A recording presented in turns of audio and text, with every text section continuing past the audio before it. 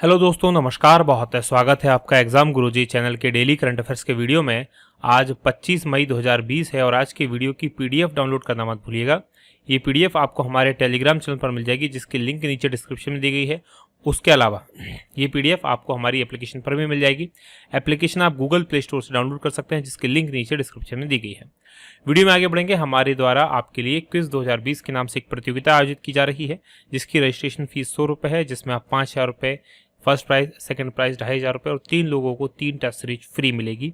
इसके अलावा ये जो टेस्ट सीरीज है constitution of India Indian polity पर होगी। 31 मई को ये टेस्ट होगा शाम को 5 बजे। अधिक जानकारी के लिए नंबर्स पर कॉल कर लीजिए या आप गूगल प्ले स्टोर से एप्लीकेशन डाउनलोड कर लीजिए। आगे बढ़ेंगे। हमारे नोट्स के बारे में जानकारी। एमपीपीएससी प्री 2020 के लिए नोट्स भी उपलब्ध है और फुल कोर्स भी उपलब्ध है। इसके अलावा एमपीएसआई के लिए भी कोर्स उपलब्ध है। नोट्स अभी उपलब्ध नहीं है, उस पर काम चल रहा है, तो वो भी आप उसके लिए भी आप ज्वाइन कर सकते हैं हमारा कोर्स एप्लीकेशन से।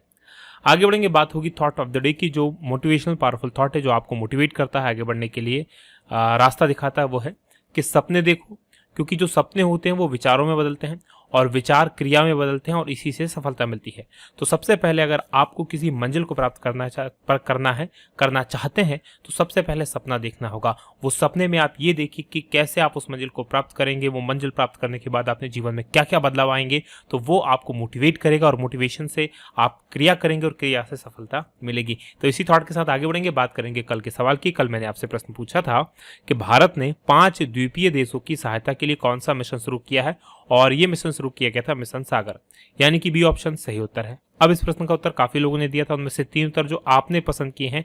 देखिए, आपने पसंद किए का मतलब है जिस उत्तर को सबसे ज्यादा लाइक मिलते हैं उसी उत्तर को यहाँ पर डिस्प्ले किया जाता है।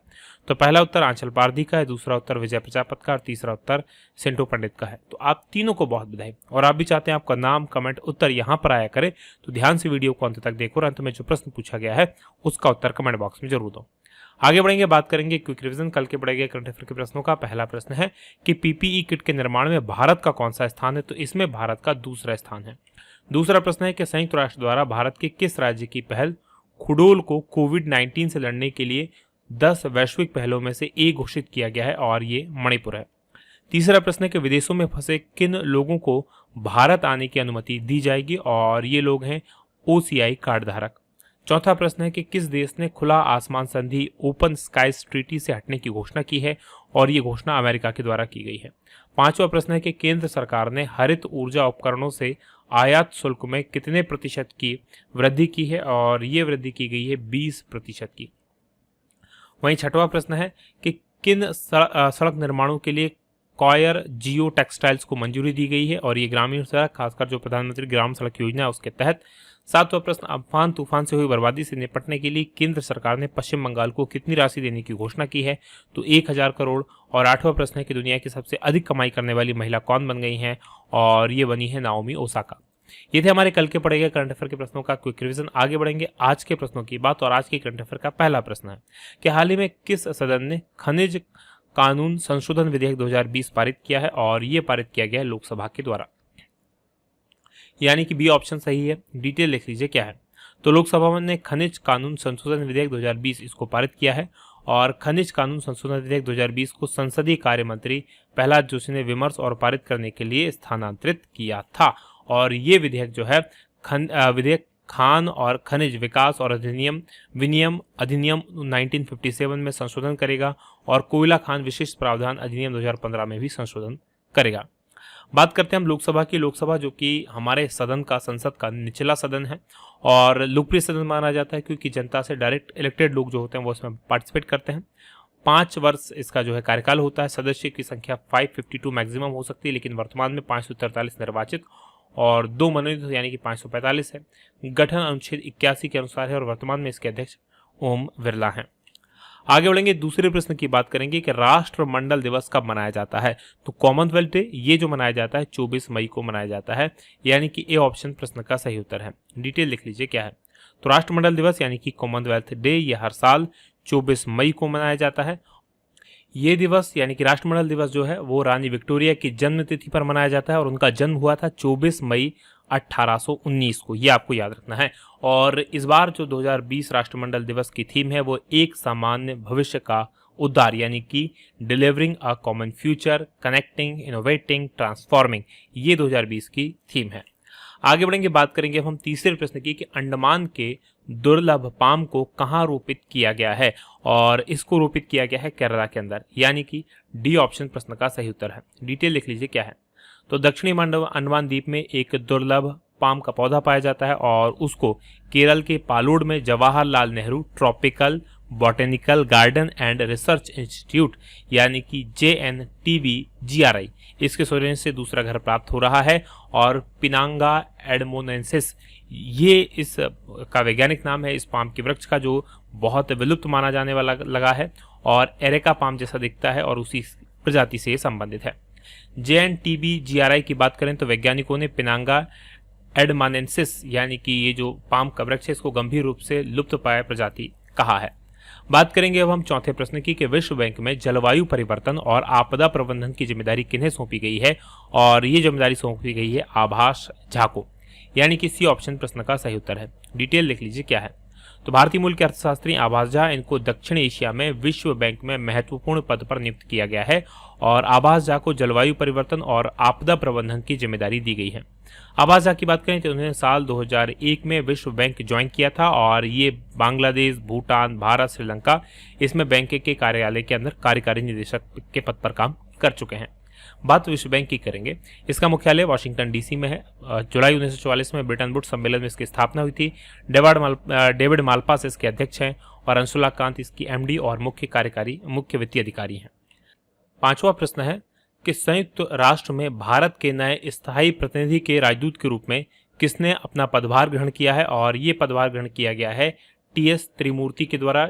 TS त्रिमूर्ति सही है, यहाँ पर ये बी ऑप्शन गलत जगह टिक हो गया है, ये सही है TS त्रिमूर्ति।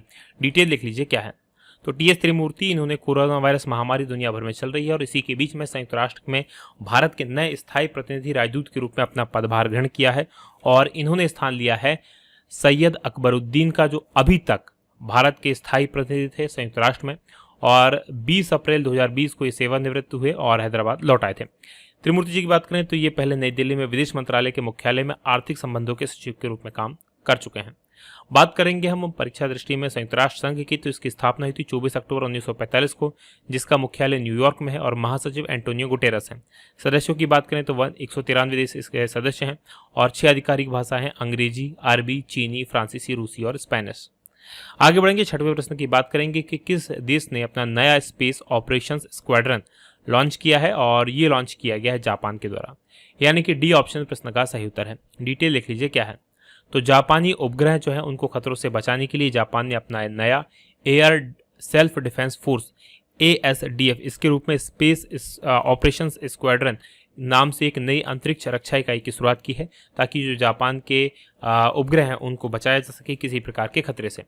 ये पहली जापानी सेल्फ डिफेंस फोर्सेस इकाई है जो बाहरी अंतरिक्ष के लिए समर्पित है और टोक्यो के फुचू में इसका मुख्यालय है। स्पेस ऑपरेशंस स्क्वाड्रन इसमें 20 सदस्यों के साथ इसकी शुरुआत हुई है। बात करेंगे अब हम परीक्षा दृष्टि में जापान की, तो जापान की राजधानी टोक्यो है, प्रधानमंत्री शिंजो आबे और मुद्रा यहाँ की येन है। अब मैप में मैं आपको जापान लिए चलता हूँ। तो जैसा कि आप स्क्रीन पर देख पा रहे हैं हमारा भारत, और हमारे भारत से अगर आपको जापान जाना है तो मूव करना पड़ेगा पूर्व की तरफ, क्योंकि जापान पूर्व से सबसे पूर्वी देश है और उगते हुए सूर्य का देश इसको कहा जाता है। यहाँ पर आप देख पा रहे होंगे ये द्वीपीय देश जो है वो जापान है। ऊपर इसके साथ में देखेंगे तो ये रशिया की सीमा लगती है।